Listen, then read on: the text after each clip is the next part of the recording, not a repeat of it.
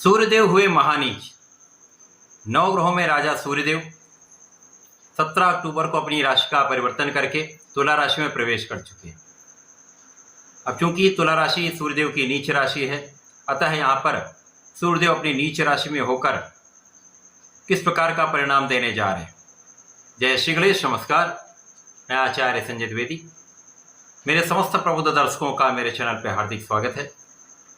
प्रिय दर्शकों, आज मैं सूर्यदेव के राशि परिवर्तन प्रभाव को लेकर आपके सम्मुख उपस्थित हूँ।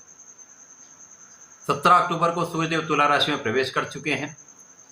अब क्योंकि ये उनकी नीच राशि है, जैसा कि ज्योतिष का नियम है, जब भी कोई ग्रह अपनी नीच राशि में पहुंचता है तो उसका प्रभाव निर्बल हो जाता है, उसके सामर्थ्य में कमी आ जाती है तथा वो नकारात्मक प्रभाव दे सकता है।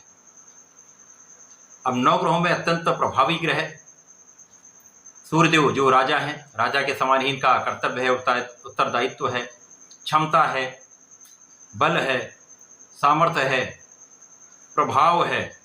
एक विशेष आभामंडल सूर्य का होता है जिसके समक्ष समस्त ग्रहों का प्रभाव निर्बल हो जाता है।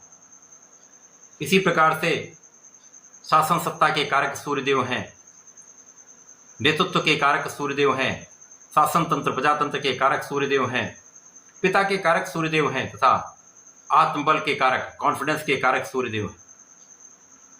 अब जब सूर्यदेव ही नीच प्रभाव में होंगे तो निश्चित रूप से कहीं न कहीं जिन जिन भावों के स्वामी हैं, जिन राशियों में ये जिस भाव के स्वामी होंगे, उन भावों की निर्बलता प्राप्त हो सकती है। परंतु इस समय में कुछ ऐसे भी परिवर्तन हैं जिनके कारण सूर्य का नीच का प्रभाव कम हो जाएगा तथा आपको बहुत कोई समस्या का सामना नहीं करना पड़ सकता है।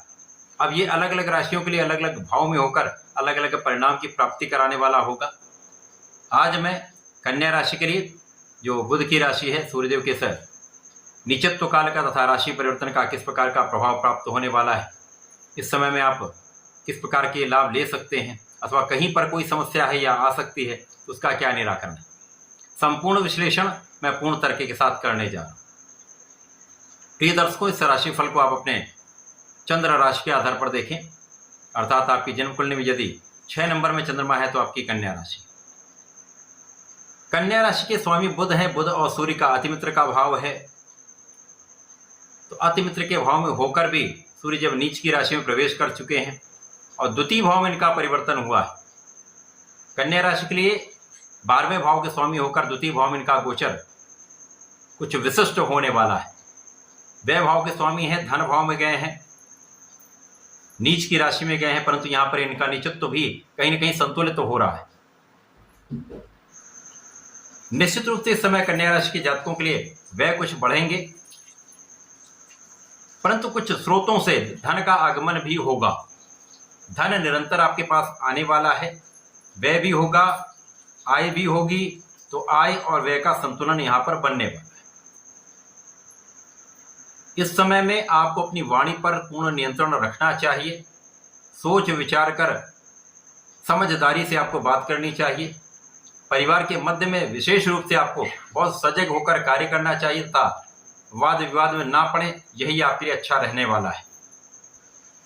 परिवार के भाव में प्रगति के लिए आपको आपसी सामंजस्य बनाकर चलना चाहिए तथा यहाँ पर पारिवारिक संपत्ति से लाभ तभी आपको प्राप्त होगा जब आप बहुत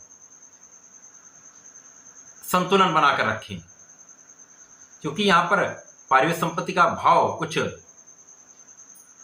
समस्याग्रस्त हो सकता है। पिता के कारण अथवा पिता के साथ कुछ तनाव की स्थिति बन सकती है, कुछ क्लेश की स्थिति बन रही है। परिवार के सदस्यों के बीच में भी कुछ क्लेश का भाव बन रहा है, परंतु जहां तक ये पूरे समय की बात है तो प्रारंभिक समय में ऐसी स्थिति बन सकती है, परंतु समझदारी से यदि आप कार्य लेंगे तो यहाँ पर एक संतुलन बनने का पूरा योग भी बन रहा है। क्योंकि सूर्य जो राजा है, एक विशेष प्रभाव होता है, एक अहंकार की भावना, एक ईगो का प्रभाव भी होता है, और वाणी के भाव में होकर वाणी के स्वामी के साथ होंगे तो यहाँ पर कहीं न कहीं यही समस्या आपके लिए कष्ट का कारण बन सकती है। बाकी धन आएगा, धन का उतना संचय आप नहीं कर पाएंगे, तो यहाँ पर आय व्यय में संतुलन बनाकर रखें। सही जगह पर सोच विचार कर इन्वेस्टमेंट आपको करना चाहिए। इन्वेस्टमेंट में बहुत सावधान आपको रहना चाहिए। यहाँ पर गलत इन्वेस्टमेंट के कारण हानि की संभावना हो सकती है, परंतु इस समय में आपकी संपूर्ण सुरक्षा होगी, आपकी आयु की भी रक्षा होगी, आपका विशेष ज्ञान भी बढ़ेगा, रिसर्च वर्क भी आपको बहुत अच्छा रहने वाला है। आप अपने कार्यों में सोच विचार कर यदि काम करते हैं, उसका पूरा एनालिसिस करके वेल प्लान्ड वे में काम करते हैं, तो कार्य क्षेत्र में कोई बड़ी समस्या नहीं आने पाएगी। यहाँ पर आपका लाभ भी निरंतर होता रहेगा, कार्य क्षेत्र में बहुत बड़ी कोई समस्या नहीं आने वाली। केवल यहाँ पर लग्न और कर्म के स्वामी बुध के साथ यहाँ पर सूर्य हैं, तो शासन प्रशासन से उतना लाभ नहीं मिल पाता है, उच्चाधिकारियों को उतना सहयोग नहीं मिल पाता है। इसी प्रकार से आपसी मतभेद जो हैं वो समस्या का कारण बन जाते हैं। तो यहाँ पर चाहे वो उच्चाधिकारी हो, चाहे आपके साथ कार्य करने वाले लोग हैं, यदि आप व्यापारी हैं तो व्यापार में जिन लोगों के साथ आप काम करते हैं उनके साथ बहुत धैर्य के साथ आपको डील करना होगा। अपने प्रोफेशन में भी अच्छे अवसर आपको प्राप्त होंगे, परंतु उन अवसरों को समझदारी से आपको ग्रैब करना होगा, उन अपॉर्चुनिटीज को समझदारी से आपको ग्रहण करना होगा, तभी उसका संपूर्ण लाभ आप ले पाए। जल्दीबाजी में, क्योंकि यहाँ पर विवेक का भाव असंतुलित हो जाता है, तो विवेक यदि आपके अंदर है तो विवेक कैसे जागृत होगा? गुरु अच्छी अवस्था में है, भाग्य भाव में है, यदि थोड़ा सा विचार कर लेंगे, यदि नहीं समझ में आता तो किसी बड़े की सलाह ले लें, गुरु की सलाह ले लें, उसके बाद आप काम करें, आपको सफलता अवश्य मिलेगी। तो ये समय सूर्य का राशि परिवर्तन कुछ कष्ट भी देगा, कुछ लाभ भी देगा, कुल मिलाकर एक संतुलन की स्थिति बन रही। आपको नियमित रूप से सूर्यदेव को जल देना चाहिए।